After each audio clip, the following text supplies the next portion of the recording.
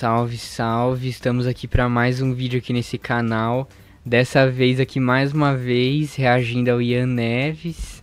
Nesse vídeo aqui ele vai falar sobre esse tal de Hugo Mota, o novo presidente da Câmara dos Deputados, né? Que esse aqui é um cara que eu nem sei quem é, mas tem cara de ser de direita, né? Bom, vamos lá. Começando os temas de hoje, gente. Vocês que não são novos no canal sabem que esse canal é declaradamente marxista. E uma das coisas que eu digo que Aí é bom, hein? é difícil no marxismo, que é, digamos assim, uma barreira de ingresso no marxismo, é o vocabulário. O marxismo tem um vocabulário próprio, ele tem um vocabulário específico. Então, sempre que eu tô dando cursos de marxismo, ou sempre que eu tô introduzindo temas aqui com vocês, eu sempre faço questão de ter certeza de que vocês estão entendendo as palavras que eu tô usando. Vocês estão entendendo o sentido do vocabulário específico do marxismo. E um dos termos que a gente sempre utiliza, e não só que a gente sempre utiliza, mas que a gente insiste que é necessário utilizar, é ditadura do proletariado. Esse termo ditadura do proletariado é um termo que incomoda muito a esquerda liberal, principalmente. A esquerda liberal costuma ter uma postura de falar assim, mas não dá pra gente mudar os termos, tem certos termos que assustam a classe trabalhadora, quando a gente fala em ditadura, os trabalhadores ficam assustados e não sei o quê. Bom, pra isso eu quero dizer duas coisas. A primeira é, o Bolsonaro foi eleito dizendo que ele ia fuzilar a petralhada, fuzilar não sei quem, dizendo que torturou foi pouco. Isso não assustou porra nenhuma, tá? Isso não assustou porra nenhuma. Então, é óbvio. A gente não tem que fazer a classe trabalhadora que parar de ter o discurso de ódio. A gente tem que fazer a classe trabalhadora se identificar como uma classe e, por consequência, ter ódio à classe cujos interesses são opostos aos dela, né?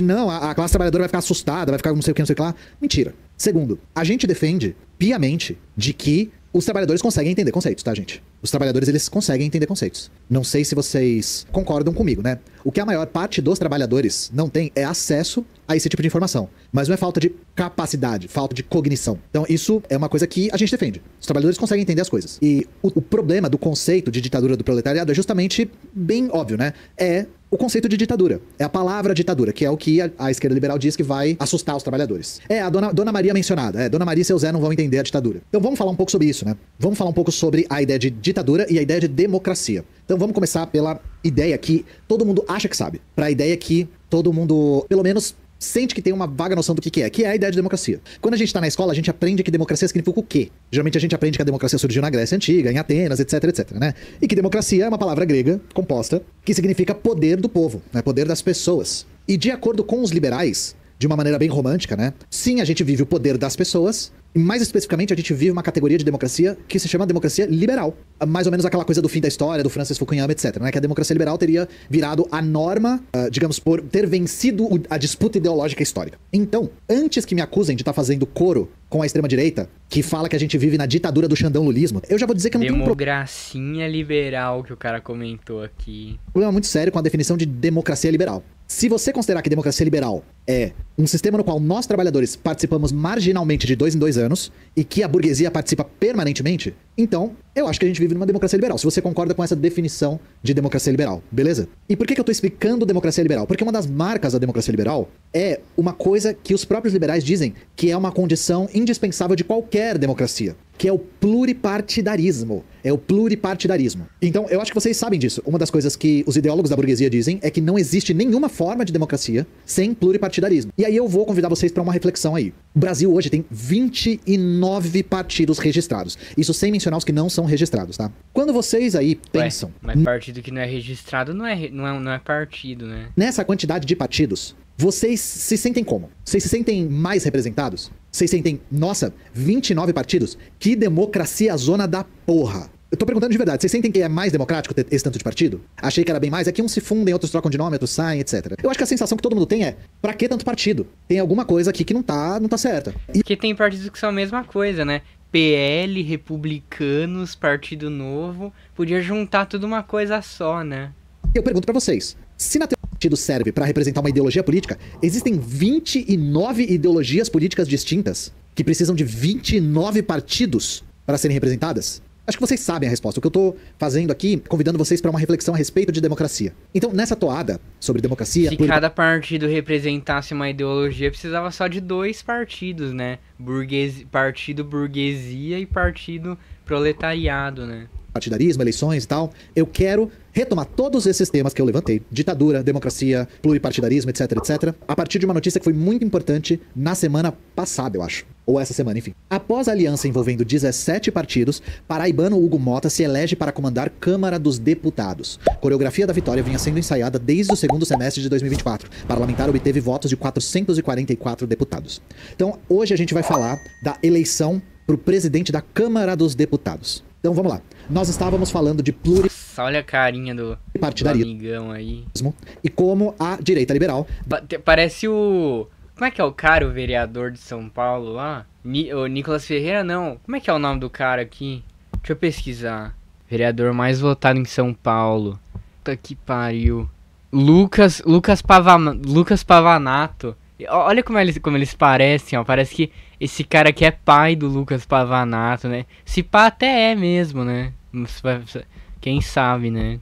Defende que não existe democracia sem pluripartidarismo, que é uma condição indispensável para qualquer forma de democracia. Bom, nós tivemos aí uma aliança de 17 partidos. Nossa, olha isso aqui é tristeza demais, ó. PL, PT, Republicanos, PCdoB, PV, União, PP, PSD, MDB, PDT, PSDB, Cidadania, PSB, Podemos, Avante, Solidariedade, PRD. Meu, vocês não estão notando alguma coisa de estranha aqui? Algum desses... identifique qual desses aqui é um intruso, qual desses não faz parte do grupo. Eu queria saber por que diabos PT, PCdoB, PV e PSB, que são partidos de esquerda, digamos assim, né? Fazem parte da base do governo Lula, né? Votaram esse cara aqui. Tinha um outro cara, né, aquele pastor, que era do PSOL, que tava concorrendo também a presidente da Câmara. E é inacreditável que o PT, PCdoB e PV e PSB votaram nesse cara aqui. Para eleger um presidente da Câmara. Talvez, e só talvez, esses 17 partidos estejam atendendo aos mesmos interesses. Será-se? Abrindo o jogo aqui pra vocês, esses 17 partidos e outros, eu vou mostrar pra vocês como outros, na verdade estão representando os interesses de uma classe social. Os interesses da burguesia, das elites, da classe dominante.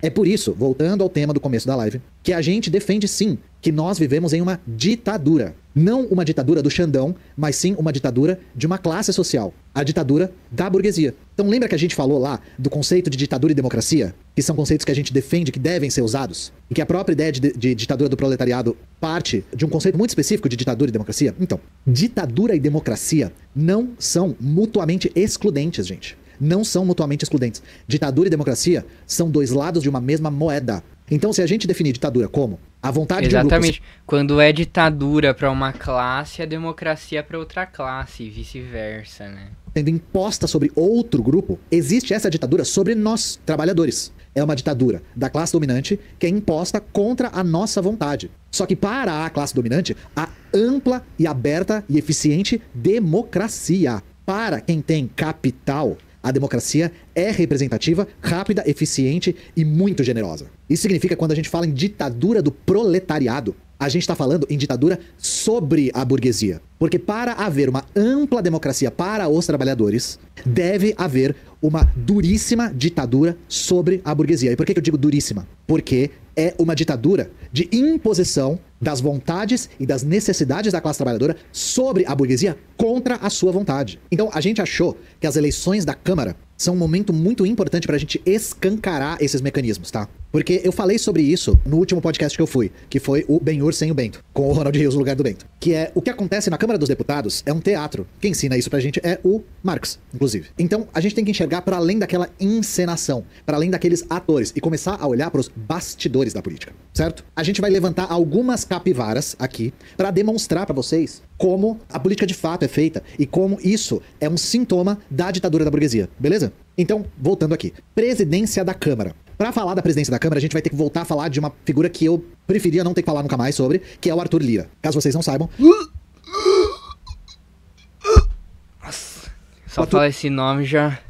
Lira era o presidente da Câmara E agora esse cargo vai ser ocupado pelo Hugo Mota até 2027, tá? Arthur Lira é figurinha carimbada aqui no canal, a gente tem vários vídeos sobre ele. E o Arthur Lira também é um latifundiário, ele é filho desse indivíduo aqui, ó. Aqui, ó, você vê, ó. Você não tá me mostrando essa ali, porra. Ele é filho desse cara. E esse cara morreu! Ei! Ele morreu, ele foi de base, ele foi de arrasta pra cima. Foi levar a tridentada no botão, junto com a Thatcher. Vamos lá, abre aspas. Deu pei do mestre, né, como o Ian fala. O parlamentar obteve 444 votos dos 499 deputados que marcaram presença na eleição, ultrapassando em larga escala a marca dos 257 votos necessários para a vitória em primeiro turno. Ele enfrentou Marcel Van Hato, do Novo, e o pastor Henrique Vieira, do PSOL. É, pastor Henrique Vieira, que era do PSOL, né, que teve um tal de 22 votos aí. Que capitalizaram, respectivamente, 31 e 22 apoios. Lembre-se sempre do que eu expliquei no começo acerca de ditadura da burguesia. Beleza? Vamos conversar aqui. Gente, vamos raciocinar junto. O Lula foi eleito, né? Vocês lembram disso? Vocês lembram do Lula de fazer o L, pá? Então, o Lula foi eleito e uma das coisas que a gente via nos noticiários, seja os noticiários governistas, seja a grande mídia burguesa mesmo, é de que o Lula foi eleito fortalecendo as suas bases. Isso aqui eu não tirei da minha cabeça. Eu vou mostrar pra vocês. Aqui o Poder 360, que faz parte da mídia burguesa, né? Lula tem agora 11 partidos e 317 deputados a favor do Planalto. Então você pensa assim, nossa, que coisa boa, né? O Lula ampliou a sua governabilidade. Então, vamos fazer um cálculo aqui, né? O cara que é sucessor do Arthur Lira, e sucessor mesmo, tá? Ele é o cara que está sucedendo as políticas do Arthur Lira. Teve 444 votos. Como a gente viu na matéria, são necessários 257 para a vitória em primeiro turno. Se o Lula tem 317 deputados na sua base eleitoral, por que o PT não elege um presidente da Câmara? Por quê? Cada tapa que a gente leva. Ou mesmo... E o pessoal... o Jones Manuel é um imbecil, né, meu? Porque... nós temos que nos unir contra o fascismo, né, meu? Que eu não fiquei sabendo muito dessa história, não. Eu fiquei sabendo por línguas aí, de pessoas aí. Mas fiquei sabendo que o Jones Manuel, há um tempo atrás, fez uma carta contra o Lula e tal, por causa dessas coisas aí. Daí o pessoal caiu matando em cima do Jones Manuel, falando assim que a gente tem que... a gente tem que unir nossas bases contra o fascismo e não sei o que. Mas é complicado assim, né? O Lula ficar abrindo mão de todas as pautas que ele defendeu durante a eleição só pra querer eleger quem ele quer. O Lula é presidente como se ele estivesse jogando um videogame e ele tivesse que fazer as conquistas, né? Tipo, eleja um deputado, eleja um presidente da Câmara. Aí o Lula faz qualquer coisa, mas independente, ele quer se eleger, entendeu? Eu acabei de ter essa ideia agora, mas é realmente uma ótima ideia, né? De que, na real, o Lula, ele é um robô, uma pessoa de verdade, né? Na realidade, não um robô, mas que a nossa civilização é toda simulada e a única pessoa real, na verdade, é o Lula. E a nossa civilização, na verdade, é um jogo que o Lula entrou... E o objetivo dele é fazer todas as conquistas, é zerar o jogo no menor tempo possível, fazer um speedrun. Véi, que viagem é essa, véi? Speedrun esse que o Lula já perdeu, né? Porque tá com 80 e tantos anos e é presidente do Brasil ainda, né? Mas deve ter sido eleito com uns 60, 50, né? Por que o PT não apoia o pastor Henrique Vieira, que é do PSOL, que é muito mais ideologicamente próximo, supostamente, do PT? De duas, uma. Ou essa base de 317 aí que a gente tá vendo no Poder 360 não é ideologicamente alinhada com o PT, ou o Hugo Mota, sucessor do Arthur Lira, é o candidato que representa os trabalhadores hoje em dia. Vocês têm aí 50-50 pra acertar qual das duas é. Então, por que eu tô falando isso? O que significa o Lula ter 317 na sua base, entre aspas, né? Significa que quando uma escolha importante deve ser feita, essa, entre aspas, base sempre vai pender pro lado de lá. Sempre vai pender pro lado da direita. Eu sempre falei isso aqui. Quando um partido de esquerda institucionalizado da social-democracia se alia com a direita, é sempre para ele se endireitar e nunca o contrário. A direita nunca tem que se esquerdar. Ela nunca tem que abrir o discurso. Ela nunca tem que conciliar suas políticas com a política de esquerda. É sempre o contrário. É sempre, sempre, sempre, sempre o contrário. Outro trecho da matéria. Pô, então quando falam que na verdade o Lula tem 300 e tantos deputados a favor dele... Na verdade, são 300 e tantos deputados do PT, não deputados de direita que estão a favor do Lula, mas deputados de esquerda que estão votando na direita, no caso, né? Então é complicado mesmo. A coreografia da vitória de Mota vinha sendo ensaiada desde o segundo semestre do ano passado. O paraibano contou com a articulação destacada de Lira e também recebeu o apoio do PT, do presidente Lula e do PL de Jair Bolsonaro, alinhavando um arco de alianças que envolveu um total de 17 partidos. Então a pergunta que não quer calar é: o Hugo Mota é muito foda e consegue articular os interesses tanto do Lula quanto do Bolsonaro abrindo uma fenda na quarta dimensão? Vamos investigar mais de perto. Vamos investigar mais de perto. A gente não tem que achar nada, a gente tem que verificar as evidências. Aliado de Cunha e voto contra Dilma. Quem é Hugo Mota? Nome de Lira pra sucessão da Câmara. Só com uma chamada dessa eu já podia, né? Eu podia. Mas a gente não vai não, a gente vai ler. Abre aspas. Com bom relacionamento em diferentes partidos, jovem herdeiro de família de políticos da Paraíba, já é um veterano da casa, onde foi algoz do PT, tá assim na matéria. Algoz do PT. Herdeiro de uma família de políticos do interior da Paraíba, o deputado Hugo Mota do Republicanos teve uma carreira meteórica ao ser eleito para a Câmara pela Republicanos, mesmo partido do Manga, né? Primeira vez em 2010 aos... O Manga, certeza que deve ter apoiado ele. Mas não sei, né? Porque o Manga não postou nada no Instagram falando sobre o Hugo Mota, né? 21 anos, idade mínima pro cargo. Então vocês podem ver já, chat, que o cara tem a carreira marcada pela meritocracia. A meritocracia. Meu, o cara conseguiu ser eleito deputado federal com 21 anos de idade. O cara fez um ato histórico aí, hein? Hoje, em seu quarto mandato, aos 34, é visto por colegas como um nome de bom trânsito nos diferentes partidos da casa. O Hugo Mota... É um cara que definitivamente tem história lá dentro, hein? É um veterano da casa aí. Auto-intitula independente. Sabe o que significa ser? Vai tomar no seu cu, né? Independente. O cara não tem ideologia. O cara é... Nem esquerda, nem direita. Muito pelo contrário, pra cima, né? Independente, gente, na Câmara dos Deputados. Isso é um eufemismo por uma pessoa que não tem compromisso com projeto político nenhum. É uma pessoa que só pensa no interesse próprio e é uma pessoa que segue a regra do quem pagar mais leva. Então a gente vai investigar aqui retroativamente esses 4 mandatos do cara, que foi eleito com 21 anos, lembrem-se, pelo próprio mérito, né? Atenção pra ironia. Então vamos lá. O Hugo Mota já fez parte das bases do governo Dilma, Temer e Bolsonaro. Que se vocês fizerem os cálculos, são os governos que ele foi deputado. Ou seja, ele fez base de todos os governos. Primeiro, na época do impeachment, não só ele votou a favor do golpe, como ele era parte da tropa de choque do Eduardo Cunha. Deputado Hugo Mota do PMDB.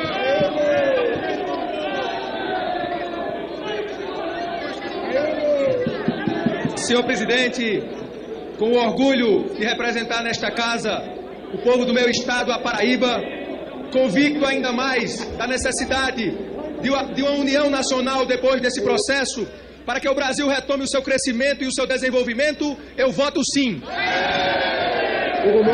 E caso não tenha ficado claro nessa matéria, o Hugo Mota e o Eduardo Cunha não são só amigos. Eles são friends, gente. Eles são friends. A filha do Eduardo Cunha, que é a Dani Cunha, e aí você me pergunta, que Dani? Aí eu falo, Dani Cunha, antes de ser deputada federal, porque, lógico, né, por mérito também, trabalhava como assessora de marketing do Hugo Mota. E tem mais. Pra vocês verem como Hugo Mota assinava pedidos de Cunha na Câmara em ação combinada, indicam mensagens. Durante a Lava Jato, a Polícia Federal interceptou algumas mensagens, e fica bem claro nas mensagens que Hugo Mota assinava requerimento e fazia articulação na Câmara a mando do Eduardo Cunha, que era presidente da Câmara na época. Ou seja, o cara era intermediário do Eduardo Cunha na Câmara. Isso tudo por debaixo dos panos. Tem mensagens bem claras mostrando os assessores do Cunha pedindo pra o Hugo Mota apresentar a emenda como se fosse dele. Ou seja, o Eduardo Cunha passava uma emenda pro Hugo Mota e o Hugo Mota apresentava como se ele tivesse feito. Ou seja, ele era laranja do Cunha. Ele era leva e traz, exatamente. Gostei da expressão, ele era leva e traz. E aí, talvez não fique claro pra vocês por que o Eduardo Cunha querer isso. Tá? Então vamos dar um exemplo prático. Pensa que o Eduardo Cunha quer agradar um lobista.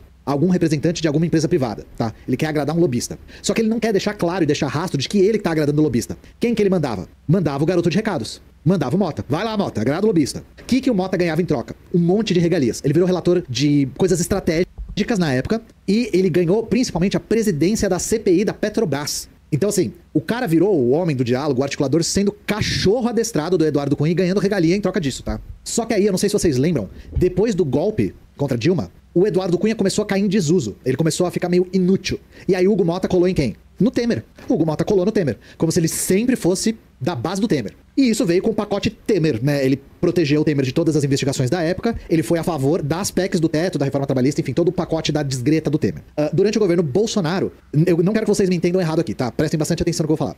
O Hugo Mota foi relator da PEC que furava o teto por conta da pandemia. E aí, por que eu tô fazendo todas essas ressalvas? Vocês talvez pensem, mas não era necessário furar o teto por conta da pandemia? Era. Só que o Bolsonaro usou essa PEC pra fazer uma farra com dinheiro público. Pra fazer uma farra. E o Hugo Mota não foi só uma pessoa que votou a favor, ele foi relator. Nossa, isso que é complicado, né? Você vai querer dar dinheiro pro cara. Não adianta você querer dar dinheiro. Você vai, sei lá, dar dinheiro pro Manga, dar 70 bilhões de dólares pro PIB de Sorocaba, pro Manga fazer, sei lá, fazer um carro voador, sei lá, tornar Sorocaba a melhor cidade do planeta Terra, né? Mas ele não vai fazer, porque não tá nos planos dele, né? Da PEC. Então entendam aqui, todas as prerrogativas que fizeram com que o Bolsonaro não usasse isso exclusivamente para conter a pandemia, para preservar a saúde das pessoas, tem o dedo do Hugo Mota também, porque ele foi relator da PEC, que fique claro aqui. Só pra encerrar, outro cara que é friend do Hugo Mota é o Ciro Nogueira. Ciro Nogueira, se vocês acompanharam o governo Bolsonaro, foi ministro da Casa Civil do Bolsonaro. Caso você não saiba o que é o ministro da Casa Civil, é o ministério mais importante. É basicamente o número 2 da presidência, tá bom? E aí depois disso tudo que eu falei, mas o que vocês faz acham o ministro da Casa Civil? Acham que ele vai fazer parte da base do governo Lula? Que tipo de fazer parte da base do governo Lula vai ser essa base do governo Lula? Enfim, a gente fez esse panorama da trajetória dele na Câmara. Mas vamos voltar pra uma coisa lá do começo. Lembra, o chat, que ele era uma pessoa de muito mérito? Vocês lembram que ele era de mérito? Lembram que ele era herdeiro de família de... Nossa, mas esse Hugo Mota aí, ele fez a trajetória inteira da carreira dele almejando virar presidente da Câmara, né? Porque o cara se aliou a todos os políticos do mundo. Se fosse, sei lá, o presidente do Brasil, Stalin, ele tava se aliando, não queria nem saber. De políticos tradicionais. Então, a gente vai puxar esse fio e vocês vão ver que o bagulho é louco, tá, gente? O bagulho é louco. A base eleitoral do Hugo Mota é na cidade de Patos, no interior da Paraíba, município de 100 mil habitantes, e é governado pela família dele há séculos. Isso não é uma hipérbole, séculos. Qual é a família dele? É a família Vanderlei. Caso vocês não saibam, nunca tenham reparado nisso, esse nome Vanderlei é um nome holandês. Pensem separado, Vanderlei. É que hoje a gente viu tanta gente chamada Vanderlei que parece um nome brasileiro, mas é um nome holandês. E essa família Vanderlei governa desde a época da ocupação holandesa. Ah, olha só, hein, faz sentido.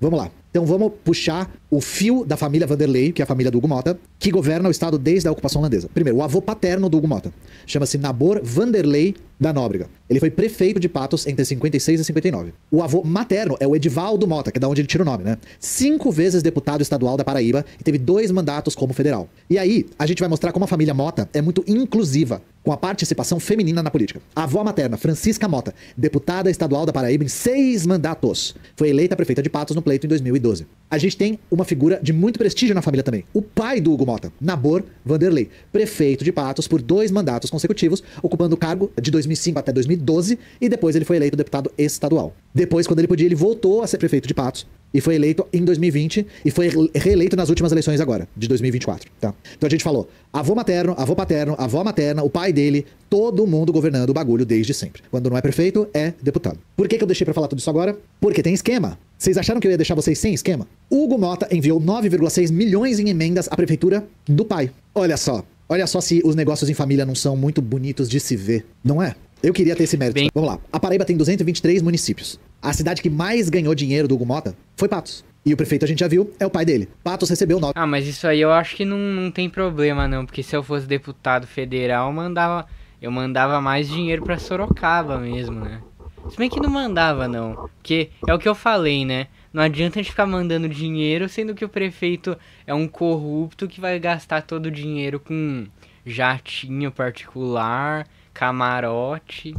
9,6 milhões, como tá aí na matéria. Mandava tudo pra, deixa eu pensar, Mauá, que o prefeito é do PT, né? Mandava tudo pra Mauá.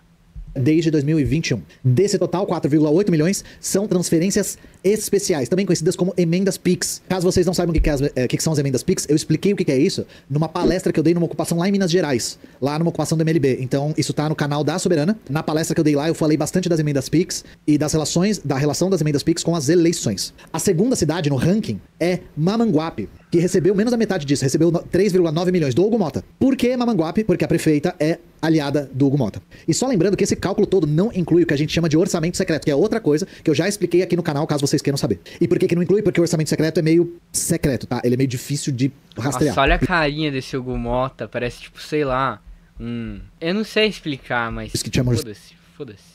Orçamento secreto. Abre aspas. Patos é o quarto município mais populoso da Paraíba. A família de Hugo Mota alterna no comando da cidade há quase 3 décadas. E, lógico, eles sempre falam que a justificativa desse tipo de emenda é: deputado vai direcionar para suas bases, para a população do seu estado. Mas a gente sabe que os critérios do Hugo Mota não são esses, tá? Das 20 cidades que mais receberam dinheiro do deputado, né, do Hugo Mota, 17 são comandadas pelo partido dele, que é o Republicanos. E as outras são do PSB e do Solidariedade, que são partidos aliados. Então ele manda para os currais eleitorais, tá? Ele manda para prefeituras que são aliados para construir base. É isso. Isso sem considerar todo o problema das emendas PIX, e a gente não tá nem falando do orçamento secreto. Então, até aqui a gente viu que o Hugo Mota é pau mandado e a gente viu que ele é nepo baby. São as duas coisas que a gente viu. Pra terminar, a gente vai falar de uma anedota aqui. Uma coisa anedótica que eu acho que é a coisa menos política, mas é uma coisa que é um pouco sintomática, talvez. Matéria do Intercept sobre o Hugo Mota aqui. O estilo de Hugo Mota. O novo presidente da Câmara recusou um acordo com uma diarista por R$ 1.500 e venceu. Agora negociará o destino do país. O Intercept fez uma matéria sobre... Nossa, mas não entendi isso aqui. Novo presidente da Câmara recusou um acordo com uma diarista por 1.500 e venceu. Agora negociará o destino do país. O que tem a ver isso? Não entendi. Processo trabalhista em 2017. O nome da empregada doméstica é fictício, tá? Só pra avisar. Então, a Silvana alegava ter trabalhado como empregada doméstica entre agosto e dezembro de 2016. Ela dizia que era 3 vezes por semana sem carteira assinada. O que ela reivindicava? Reconhecimento de vínculo. E ela tava pedindo uma verba rescisória e uma indenização por danos morais no valor de R$35 mil. O que o Hugo Mota disse é que ela não trabalhava com frequência fixa e que ele pagava 100 por dia além do transporte. Abre aspas. O processo seguiu seu curso. Em 7 de junho de 2017, foi realizada uma tentativa de conciliação. A defesa de Mota ofereceu R$1.000 para encerrar o caso. Silvana fez uma contraproposta. R$2.500. Não estamos falando de uma soma vultosa. Estamos falando de R$1.500 de diferença. O deputado, homem que nas semanas seguintes controlará um orçamento bilionário na Câmara, recusou o acordo. Ou seja, a mulher pediu R$2.500 para não falar mais nisso. E ele recusou. Ele recusou. E depois disso, o juiz deu Ele acha que se ele tivesse aceitado, o órgão genital dele ia ficar menor, né? Ia ficar 2 centímetros menor. Razão pra ele. E ela, a Silvana, nome fictício, foi condenada a pagar as custas processuais. Ela foi condenada. Então, além dela perder, ela foi condenada a pagar. A sorte é que ela conseguiu gratuidade na justiça. Então, gente, novamente, isso aqui é a coisa menos política. Só que isso aqui diz muito sobre quem é o Hugo Mota e quais interesses ele representa. É um cara que tá numa família que há séculos tá acostumada a mandar. A sempre tá em cima. A sempre ser respondido com sim e sim, senhor. Diante de uma trabalhadora precarizada,